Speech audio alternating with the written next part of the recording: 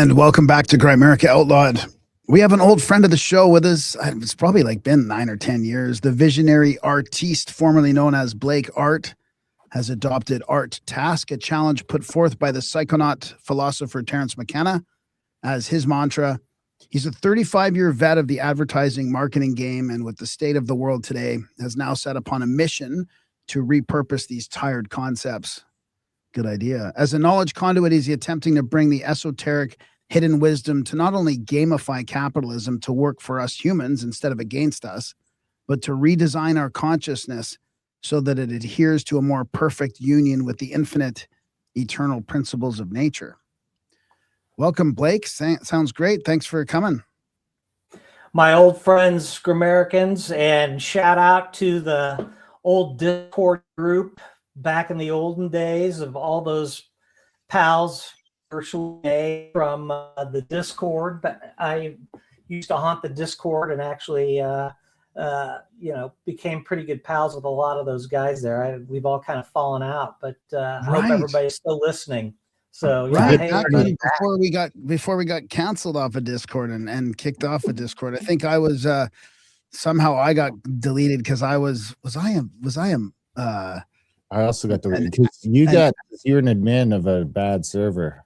Yeah, I was an admin in the Grimstake group. Grimstake. God, those guys were awesome. Yeah. Discord is back though. I mean, we kept the chats going the whole time. Once we got kicked off of Discord, we were, I can't even remember. We went through a bunch of self-hosted options, and then we ended up now, ironically, back on Discord and Telegram. We're kind of on both, and there's not a lot of overlap between those two communities. There's a couple hundred in each, and they're sort of pretty separate. I wonder if they'd like each other if they ever met. Separate but equal. Separate but equal. Well, that depends who you ask. I mean, the old Discord group definitely thinks they're the king of the castle. For sure.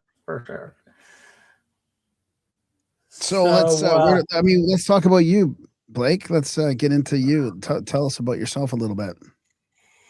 Geez Louise. Well, I was an artist right out of the get-go, as well as, a horny little bastard. But I could draw early on and just about everything. Here's the thing that I've talked about with people. You know how little kids make a drawing of like their family or kindergarten and their crayons and stuff.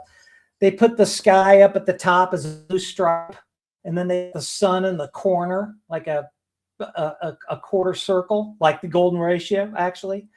And then they've got the stripe of green with some grass and maybe a tree, and then mom and dad and the dog and stuff with the big gap in the center, right? Well, I didn't draw that when I was like 4 or 5, and I wish I still had it.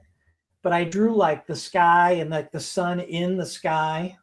And my art teacher pulled my parents aside at parent-teachers conference and said, "Hey, your kid's got talent." So my parents kind of angled and indulged me because I was the first spoiled child with art stuff I wanted to do.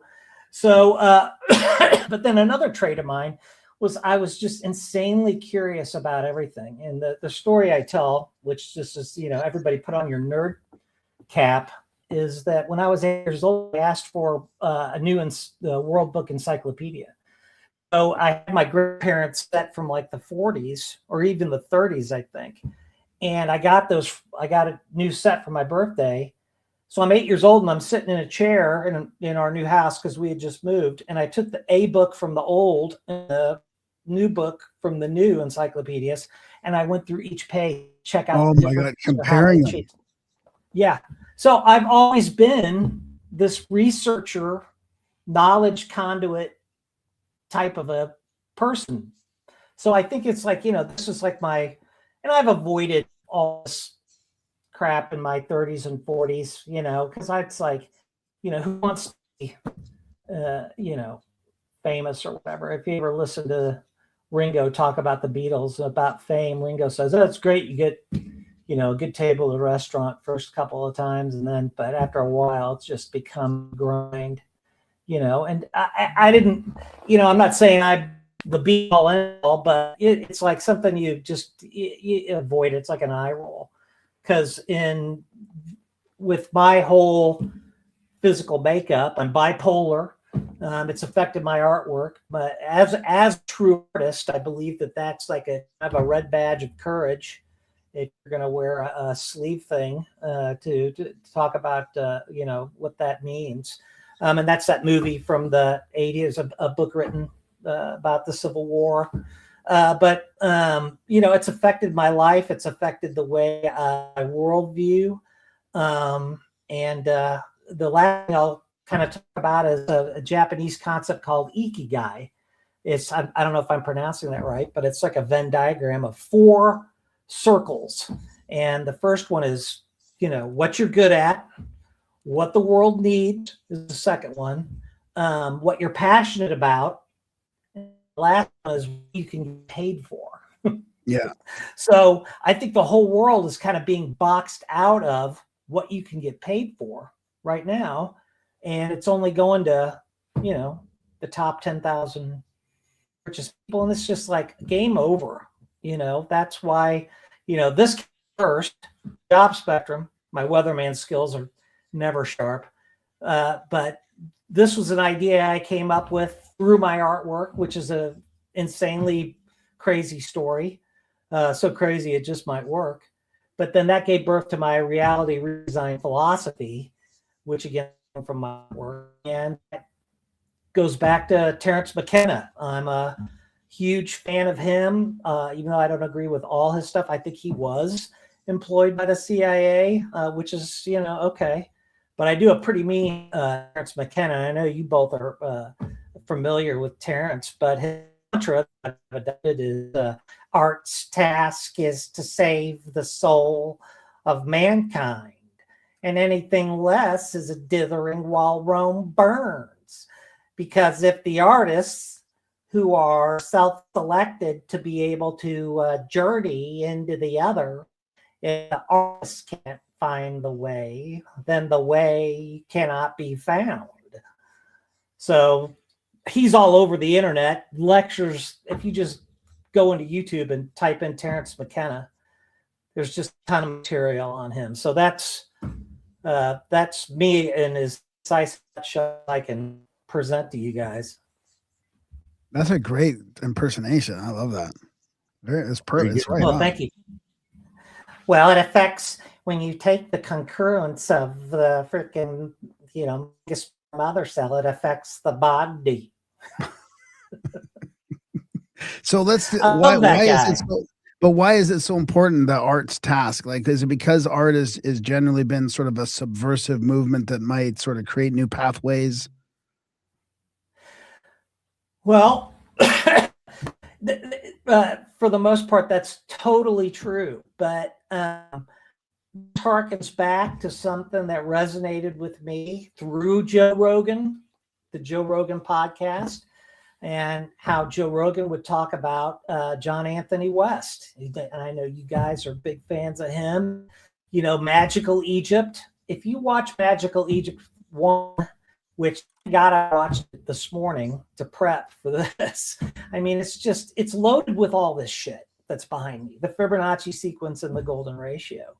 And John Anthony West talks about, Schwaller, Rubik Schwaller. I can't remember his first name. Delubich? Yeah, Schwaller Delubich. Schwaller Delubich. And it talks about how, and this is all the stuff that, Hawass is suppressing in Egypt. They don't want the world to know that the super ancient Egyptians, with the Hermes Trismegistus and all those guys, they built their whole society around art of consciousness is kind of what, I like to talk about, because what's happening in the world today with this draconian Palantir, blah, blah, yada, yada, yada, is that where's their art? They don't have any. They're not, Carl Schwab, with the freaking World Economic Forum. I mean, are they putting forth any programs that are, drawing pictures or painting or encouraging creativity? No, they're not. It's the Rockefeller, the bell rings, Maslow dogs, you're a good worker, George Carlin, you're just smart enough to run the machinery and paperwork, but you don't have any critical thinking skills. And that is where we are as a civilization right now. We're teetering on that precipice. And if you want to call what I'm trying to bring here is pivot, freaking pivot away from pivot. I'm talking to the ruling class because they're ruled by fear too. They don't want to, betray or get told on, look what's going on with all the Epstein, yada, yada, yada. It's like, take a break from evil, folks. And as far as evil goes, in a previous life, this is a joke I just wrote, I was the guy on the Death Star that pressed the button to blow up Alderaan. All right. So I've blown up a planet filled with all kinds of living beings and killed everybody. Okay. But guess what? So have you. We've all done that. It's time to take a break and build something fun, exciting, cleaner, nicer, more inclusive of all of us, because we can make room for everybody. It's stupid to think that we can't. It's just limiting our thinking. Say that pivot again. You kind of broke up. You pivot from what? Pivot to talk about the pivot. From where we are right now. And the way I see it in my mind is the Mandelbrot set. I see the mathematical things. One of the things that's a huge influence on me is a program that's on YouTube. Anybody can watch it. It's a new program brought to you by the Koch brothers, right? But it's called Fractals Hunting the Hidden Dimensions. And in that hour-long Nova program, it's an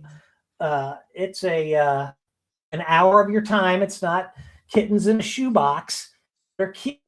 Or AI generated, puppy video. Okay, so you're going to have to take some time to sit down and learn something, people, because our attention spans have been assaulted as well as our, perception.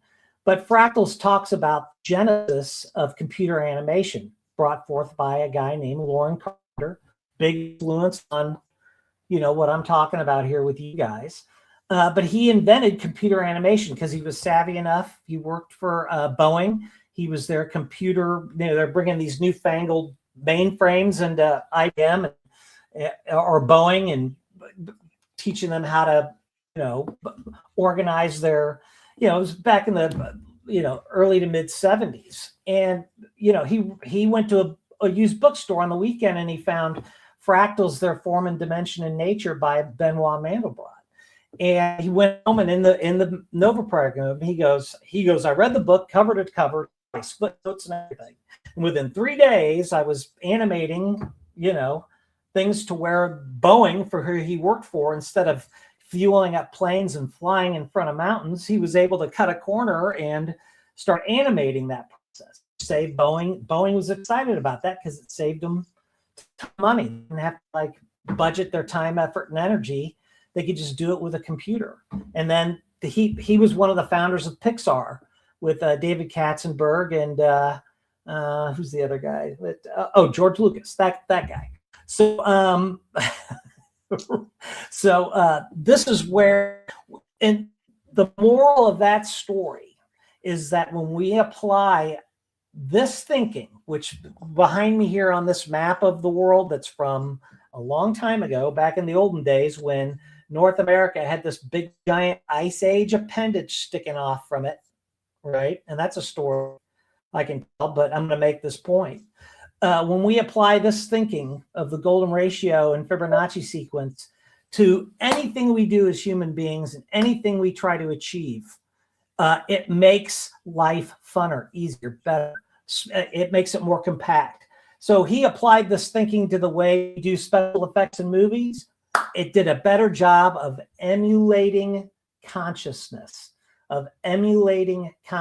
That's why when you watch a Godzilla movie from the 70s and it's Godzilla stomping through Tokyo, it's a guy in a suit busting up a bunch of models on a set. Okay, you as a viewer of that in the movie theater, you're like, okay, it's a guy in a suit and he's stomping on a bunch of models and they're putting in all that stuff, right? And but I'm watching the movie of Godzilla destroying Tokyo. all buy into it, right? Buying into it is a big part of the solutions versus diagnosis things that we should talk about. But what Lauren Carpenter did by bringing up computer animation and green screen and all that stuff, it makes it to where it fools us it more resembles consciousness. And now AI is taking that step further, because 5 years ago you needed a Hollywood studio and a graphics house and all that stuff to do that job for you. Now you just need a prompt and buy a subscription to an AI agency, and you can fool consciousness all day long. I watched a video this morning in my feed, a kitty cat bring a little baby owl from, and it took it and it licked it and it brought it to its owner and it made, oh, cute. Oh, that's so sweet. That kitty and that owl are just friends. Well, at the end, it's like, hey, this is AI. Like, you get fooled by that. That needs news. What on the news is real? What on the news is fake? I mean, this is the precipice of the void that every single one of us are looking into right now. How do we handle that? I got a couple ideas. Is it what you're talking about with this technological advancement from that guy who created from Boeing creating the first sort of graphics to where we're at now? Is that a future fractal? Like, is that a fractal that goes through time kind of, or? Excellent. Fractal's the key word there, and that is Benoit Mandelbrot and the Mandelbrot set. So when you look at the Mandelbrot set, do you mind if I share my screen real quick? Do that. Bring it up, because I always it always reminds me of some of the crop circles from the 90s, because there was the Mandelbrot crop circle that really all got over the famous, place. and then that's when sort of Mandelbrot back into the consciousness of everybody. Right. And it's so fascinating too, the coastline, how he realized about the whole thing is measuring coastline, and the finer you get the measurement, the longer the coastline is. Like, you can measure it really roughly, and then if you go and measure it with a finer measurement, it gets longer and longer. So it's never ending increase in length, the finer your measurement is. Exactly. Wow, this is great. So cool. Okay, so oh shoot, this wasn't the right one, but that's okay. This is the Mandelbrot set, what we're looking at right now, and I've got it. So the TheJobSpectrum, my idea that's right here, just very concisely, everything about the TheJobSpectrum. It's a capitalistic concept that is folding esoteric and hidden wisdom that's been kind of suppressed from us, and it's bringing it into a way that we can, as human beings, we can apply it to capitalism, so capitalism is nicer, funner, cleaner, and more inclusive and fairer. But this is what the Mandelbrot set represents by the spiral action and the way, and they talk about it in the Fractals Hunting the Hidden Dimensions. This is a three-dimensional graph that represents data.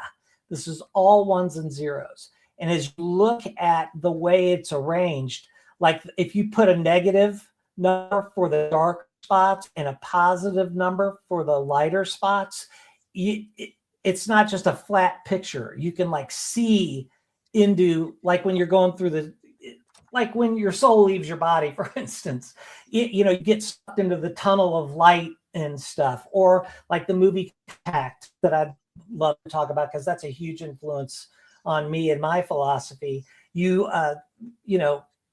Ellie, when she goes through the machine, she goes into the tunnel, and she's going through space. People always talk about that's like a universal theme that happens in near-death experience if you go along far enough into the experience. This is what, and people call the Mandelbrot set the thumbprint of God, because there are so many different ways to manipulate the equation to where it makes almost any type of visual. And it kind of looks like, when you look at I don't got a picture of the original Mandelbrot thing, but it has a specific shape that looks like a beetle. And when you turn it on its side, it looks like a Buddha sitting. So there's all kinds of stuff in regards to that. So this is the one that resonates the most with me because it represents the different data sets that my concept, the job spectrum mechanism, and it is a mechanism, and it looks like this, see, and it turns. But that is how the visual display of quantitative data arranges itself. And I mean, it's just, it's like too much information, seriously. I mean, it's even hard for me to, I know I'm grasping it because I can see it in my mind's eye. But that's kind of where the art comes from. It is the art of doing business, but from a data standpoint, how the data arranges itself. Does that make any sense? Yeah. You can look at that first big spiral as like, to me, when you look at it through time, like how things sort of create and evolve through time and technology develops and our consciousness increases and stratifies. So that one main start point, the blue one on the bottom right there, that one main point is like that guy creating that thing from Boeing, and when he first saw the Mandelbrot thing, and then now all the little parts on the outside are now all the modern sort of, you know, AI things that are happening now because of that. It's almost like I almost see it as an evolution or something. Well, it kind of is, and from how I understand Lauren Carpenter's thinking in this regard, what he did was he was able to, instead of like, you know, how Disney, they'd have to draw the individual frames, you know, that's why they call me Thumper, right? That's from the Fractals show. But he got the equations to do the animating, and he did it with, you know, the different triangles, and then the triangles break down smaller and smaller and smaller. And that's what these data sets represent. So it's some similarity and iteration is a huge part of understanding how this process works. Further on in that, the next point, and in Fractals Hunting the Hidden Dimensions, I can't remember his name. I think his last name's Cohen, but he was a ham radio operator. Again, a connection with Ellie in the movie Contact, and he had antennas sticking out of his apartment, and his landlord didn't like that. So he's like, I wonder if I could, you know, he read Mandelbrot's book, or he saw him speak at a conference. He's like, oh, I wonder if I could make my antenna in the fractal style and do all the stuff. And he applied it, and boy, it worked. Not only did it worked better. It's when you're aligning yourself with the eternal mathematical principles of nature. And that's what I'm talking about here. As Terence McKenna famously said, you know, nature is speaking to us, you know, and we're the ones that are mute, or we're the ones that are deaf, right? Nature is not mute. Humans are deaf. And what I'm trying to tell everybody is that with my unique fuddy-duddy little brain chemistry, because I am a horse of a different color, I'm a round peg in a square hole. Ask anybody who's ever worked with me, right? I'm able to, I'm tuning into a vibrational frequency. And this is because modern science ignores that. You know, they want atoms made out of billiard balls connected with sticks. And that's not, you know, that's what we were taught when we were little kids, right? That's not how it works. We you know, atoms are more, you know, vibrations that go along the lines of Gödel, Escher, Bach, the eternal golden braid. I mean, this is the kind of, you know, that's why music's so powerful. That's why it's a part of, you know, every single culture. You know, you can get lost in trying to explain it. It really is difficult to articulate something that is an infinite and eternal concept. But I think we're at a point as a civilization now, with the writing on the wall of what the hell's going on, that every single one of us, from the most powerful being who's, you know, ingesting our fear as its nourishment, down to the poorest one of us, worms groveling in. Well, my logo here for Reality Redesign is the dung beetle, and that kind of encompasses, the beetle was very revered to the ancient Egyptians. But why is that the case? Because I think the Egyptians recognized that is the struggle we all are going through. We're all rolling our ball of shit to try to make our lives a little bit better. And, that kind of, guys like, who's the guy, Andrew Tate. I mean, he's got a bigger ball of shit than the majority of us, because he's got the Learjet and the mansions and and that's what attracts the female dung beetle, while they're journeying to go populate and mate, rides on the ball of shit, while the male dung beetle, crawls along the ground on his hands, and he pushes the ball of shit with his hind legs. And then to maneuver to get to the place of where they, it's like salmon swimming upstream to spawn. And when the young beetle is at night on his journey, he climbs on top of his ball of shit, and he orientates himself where he's going by the stars in the sky. That's how they do it. And they've been studied. It's a proven fact. So that's kind of that is the human condition, that if we recognize that and we kind of adopt a new way to think about things, simulation, assumptionism, maybe we can get over the hump without, destroying ourselves, and make this place a lot more fun than it is right now. Because right now it's not a lot of fun, especially for those underage children on the island. So that's a good note to end that little caveat on. Yeah. It seems like it's maybe funner for more people than it ever has been, though. I mean, I don't know. Depends how you want to split that up, but everyone's complaining all of the time about everything. But we seem to be rolling in a direction that, all things considered, at least maybe until very recently, seems to be a positive one for the most part. I mean, AI has a bunch of problems, but like you said, it's going to take this power of movie creation that used to be in the hands of a unique, powerful few that had certain messages that they wanted to disseminate through the population. That's going to go away. We've already seen the news media that's gone. It's like cable television is gone, or it's going, it's trending in that direction to where now anyone could be a journalist.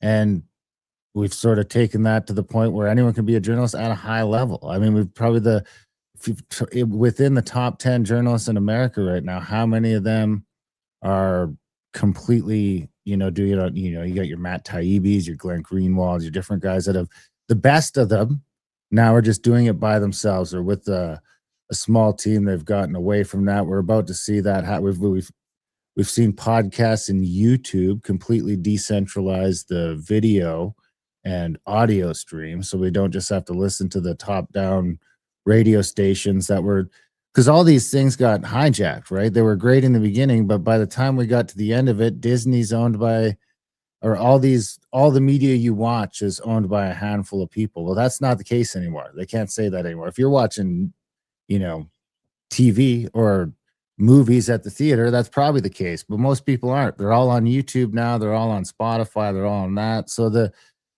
we've kind of, we've decentralized more things in my lifetime than probably would have seemed possible to my grandfather. So how do we keep track of that? How do we keep track? And Rob says Taibbi sucks. That's fine. He'll be replaced by someone else. That's how the independent market works. You don't have a Fox News that can just keep cramming Taibbi down your throat endlessly. The cream rises to the top. And while capitalism does seem to be leaving some people behind, it seems to have been hijacked at some point along the way. It seems like I mean, from my point of view, at least, it seems like capitalism is the natural evolution of mankind with Wow, too much other shit in the way. And dude. that evolution has been fucking hijacked, but it's just sort of the natural evolution. Capitalism is close to a natural system that humans have evolved into until the state realized it and hijacked it and took it over. But, you know, at what point do we have to sit back and accept that it's going to be a rough ride? But overall, if we were to look at, you know, generation by generation by generation, we're getting more participation in different things, maybe less participation in others. But I'd have a hard time convincing my grandfather that I got it worse than he did. And he would have a hard time convincing his grandfather the same, I would think. I was just thinking about that capitalism aspect, and I was kind of waiting to say it because when Blake, when you were talking about I can't remember exactly what it was, but I was thinking about the same thing that Darren said, that there's this inherent humanity that I think is supposed to be that is sort of in capitalism, which is our need for efficiency and effectiveness and building stuff. And like, cause like, for example, like a farmer would be, you know, always trying to improve his system to say, nobody wants to do inefficient and unproductive stuff, I don't think. But then I was thinking, maybe I'm wrong about that. Maybe people do want to, but I mean, that's, I think what Darren means by that too, as part of our evolution, is we kind of evolve in doing things better and more efficiently and more effectively. And that's how we sort of grow and evolve. And it seems like the more collectivism comes in, the worse it seems to get. I mean, the best example we've got that in our lifetimes is you just look at the Soviet Union in the 80s, where everybody fucking hates it. The people in it hate it. The people that are underneath it hate it. The only people that don't hate it are the people at the top. And it seems like even they're getting sick of it, right? Even they're getting sick of it. It's like, you know, why can't we have a radio as good as those fucking guys over there? Because the system ain't working. And it's only working because it's based on lies upon lies upon lies upon lies. And everybody's sort of spying on each other. This is sort of, how do you get into, I don't know if there's a question there, but that just seems to be the opposite, right? It's like the human nature knows that this collectivism thing isn't right. We're all sort of smeared out along the same thing. And it just like, by the end of it, it was, they know they're lying. We know they know they're lying.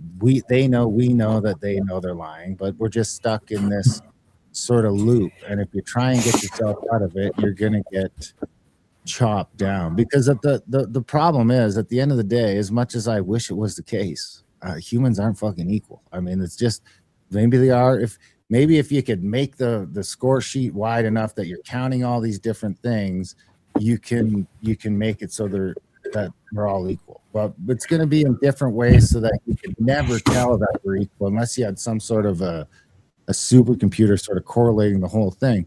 But once we took out the barriers to reproduction and we got away from evolution, it seems like, those two things seem hard to correlate. Like you either have to let evolution take place so that only there's cooperation, there's all that sort of stuff involved along the way too. But if we were still in the system that we evolved to be in, 80% of the people that are having kids today wouldn't be able to have those kids. You know, they're just fucking not cut out to do it.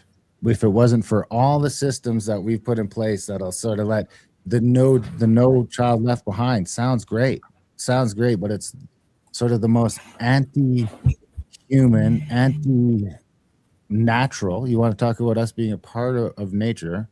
It's like anti-natural, because there's no sort of spot in nature where no child gets left behind other than humans.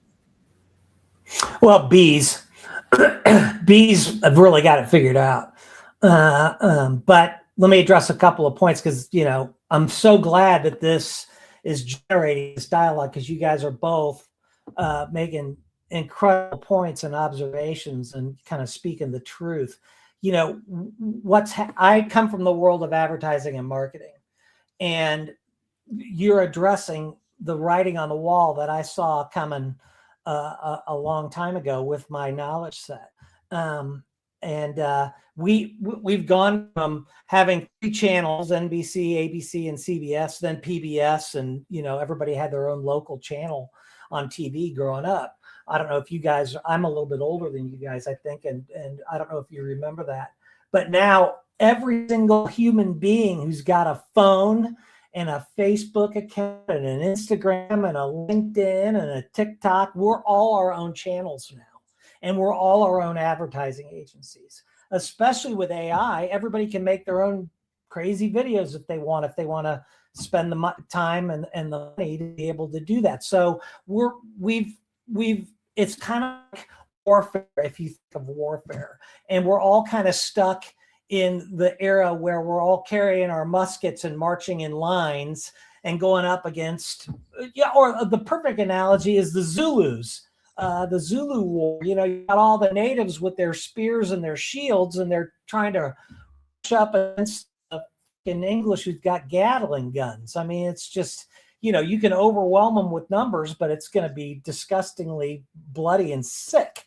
So that's kind of where we are as a society in regards to just addressing how our technology has outpaced the way we think out, the way we are perceiving reality and interacting with each other in this space, which is the realm of consciousness that happens to inhabit this planet, is what I like to call it. And I've got my fingers crossed to bring up this point. There's this last week, there was an experiment where the scientists took 4 pairs of rat couples, and they put them in a place where they had all their needs were met, where they had as much food and drink as they want, amusement. They made all these places for them to run around and do all this stuff, right? And this addresses your point, Darren. And what happened was they got so overpopulated, and yeah, things are better for so many more people right now. The way society is, is working right now. Society is better than it's ever been in theory. I think way in the past, 20, 30, 40,000 years ago, it was probably a hell of a lot better, right? In a different sort of way, because I think it was completely different back then. But what happened with all these rats is they got so overpopulated that they stopped mating, because they stopped basically kind of giving a shit. And what happened was, after 4 years, because they kept the experiment going, they all died out. They became disinterested in the opposite sex. They, the men would sit around and just preen all day, and the females were, avoided the men. It was just kind of like what's going on in the single scene these days, if you watch any of those videos. So it's like there's so many. I don't think the takeaway from Mouse Utopia was overpopulation. It was lack of meaning, because they also took out, there was no predators, no disease, unlimited food and water, and you didn't have to work for any of that. So it's not a problem of population, it's a problem of meaning.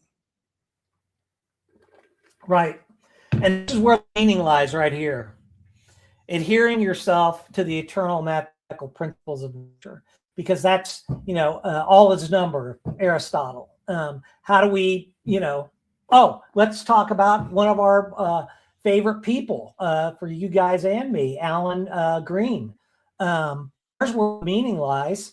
Alan Green, I believe I'm the guy that introduced you guys to Alan. I sent an email. I didn't pull it up, but I sent an email back in the day, and you guys have had Alan on your show 2 or 3 times. I can't remember. 3 now, I think. Have you talked to him about the stuff with the Constitution and the Bill of Rights, all that other stuff? I don't think so. It's mostly been about the Declaration of Independence. I mean, that harkens back to, language is the code that programs reality itself, which is the 10th of the top 13 tenets of simulation assumptionism. Alan is this guy in the top left-hand corner over here, and he's a tremendous influence, because we're too sides of the same coin, so to speak. Alan is looking back to the clues and the codes that are embedded in our past, in the pyramids, in our Shakespeare literature, in the Declaration of Independence, in the secret codes and stuff that had to be embedded within just regular communications because they had to hide it because they might be burned at the stake for having that stuff out in the general public. And, you know, that still is the case today. You could get canceled. I could get canceled. We could get canceled. You know, that's still a viable thing. But my side of the coin, and like I said, we're all staring into the abyss. We're looking over the edge, staring into the abyss. My side of the coin is, okay, Alan has tapped into all this ancient knowledge and wisdom. What do we do with it? How do we use that? How do we align with that in a way that's feasible to where we all benefit from it instead of just admiring it and talking about it? And it's so easy to get entrapped in just trying to, you know, articulate what the hell's going on and just explain it to people, because 90% of the people, Darren, are freaking, you know, sleepwalking through life and not even really thinking about the type of things that the three of us are talking about right now. And they're not you are absolutely correct. You are So absolutely correct about being challenged. That's a hard bridge to get, because we want a free society where we don't have to force anyone to do anything. But what happens when you figure out that 90% of the population isn't interested in doing anything? Right. Well, yeah, they want to, you know, it's car. You know, everybody wants their flip phones that make pancakes and are steel belted radios, and you know, just leave me alone. It's the premise of the movie Network. You know, you should have now. You have more tools and more time at your disposal than ever before in history, at least in history we know about, and nobody is doing fucking anything with it. You know, not nobody. Some people are, right? Some people are writing books or doing this or doing that. And I mean, we're just podcasting. We're not adding any value to, or we are adding value to some places, but we're not like totally adding value. We're not reinventing the wheel. And so if Graham and I can eke out something and just some shit that we like, you know, you've got the ability to learn anything in the world at your fingertips. And most people are watching a dude eat hot wings and interview fucking the same people they've been watching on TV for the last 50 years. Right. Well, that's, so you just articulated Art's task. That's Art's task. Yeah. Is that Art's task? So if that's the case, then shouldn't you be the most excited about some of these tools? Because if it's Art's task to wake up the masses, then it seems like your opportunities to do that are better than they've ever been in recorded history. That's why I emailed you guys. Hey, put me on your podcast. That's why that's exactly, the time is now. And again, like I said, like Ringo said, you know, I'm approaching 60. You know, it's, you know, shit or get off the pot. So that's kind of what I'm doing, talking with you guys and, talking about all these alternative thinkers and stuff. You know, you got Graham Hancock on here. You got Randall's right there. Randall Carlson, that guy is, you know, I mean, he's a Mason, and, he's pointing out the obvious that we do live on a place where there is evidence of a previous civilization that was wiped out by a global cataclysm, you know, and science can ignore that at its peril. But, you know, we're all here trying to just figure it out. And that's what's the fun of it. That is what is exciting about this, Darren, about how, you know, what you're articulating. It's like, this is the time to kind of, you know, gather a round table of alternative thinkers and say, hey, let's try to enable a couple of ideas that can as a benefit to society, instead of as something that is, we'll all have to, run on our hamster wheel and be fearful. That's what I'm trying to articulate here, as a self-selected artist who's journeyed into the other. I have journeyed into the other. I had a near-death experience. I've been out of my body. I had a shamanistic experience when I was 16 years old, and the universe showed me a horrific vision in the throes of ecstasy. But I turned it into an art piece. It's called Journey to My Ancient Lesson. It's one of these slides right here. Let's see. Here we go. It's right there. This is a place I went on my very first acid trip. I took acid when I was 16, even before I ever smoked pot. And I did it with an open heart and mind, and I was excited, and I couldn't wait. This wasn't a bad trip at all. This was an amazing thing that happened to me because it affected my thinking for the rest of my life. It showed me in a previous form, be it a different life or whatever, I was a hypocrite. I journeyed to this place in my mind's eye as my pineal gland was opened up, because that's what acid does. It enables you to see with your third eye and to give you vision. You're able to tune into parts of the universe that exist that are hidden from you. Okay, that's what it does. And that's why, it's suppressed or it's illegal or whatever. But as an artist, being able to go there and to bring this back, this is like an elaborate way that I experienced that I'm in the process of working on with AI, because now I can do that with prompts. But it was like Star Wars, the scene where they come out of the planet Alderaan. Again, they're pushing the button and blowing up the planet.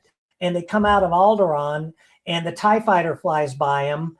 And they're like, we got to follow that guy. We can't let him alert the Empire that we're, where the hell's Alderaan?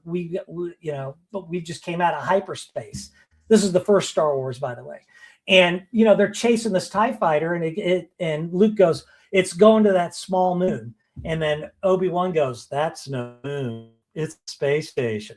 Well, that's exactly where I was going here. I was going to like a Mars-type red planet, and it was no moon, but on the South Pole of the planet, there was an ancient freaking Colosseum that had been there since the dawn of time. I kind of went to a place in mythology where Sisyphus, where the myths preside. And I got shown that I was at the stadium, and I had a railroad spike hammered through my right eye, which attached me to the bottom of the planet, right? And the planet, the gravity wasn't coming from the planet, it was coming from the abyss. As you can see, the little velvet rope I have there, it's hanging down. And then there was a mirror attached to my wrist. And as the mirror was there, so I could flip it up and look at the, with my other eye, I could look at the tombstone there, and it says, why do you look at the speck of sawdust in your brother's eye and pay no attention to the plank of your own? So this is a place that existed that the universe showed me because I had the best of intentions while I was laughing my ass off in ecstasy as an artist, that this place exists. And if you're terrible and you don't follow the rules of the simulation that we're in, this is where you go. You go to this place. So everyone thinks they're, conspiring to keep something in secret. Guess what? There's no secrets. You're always going to pay the karma no matter what. Now, how did that affect me as a human being for the rest of my life? I have tried my hardest as a human who exists within this realm to not be hypocritical. I've not only tried to talk the talk, but walk. I've lost friends. I've lost opportunities for money. I've lost this, that, and the other. But I do possess my soul, and I am trying to share this with others so that my intent is sincere. There's not the way of doing things better. This is just a way of doing things better. There are a quadrillion of different ways to improve things in society. And that's what I'm trying to point out. Addresses all that train of consciousness we're talking about.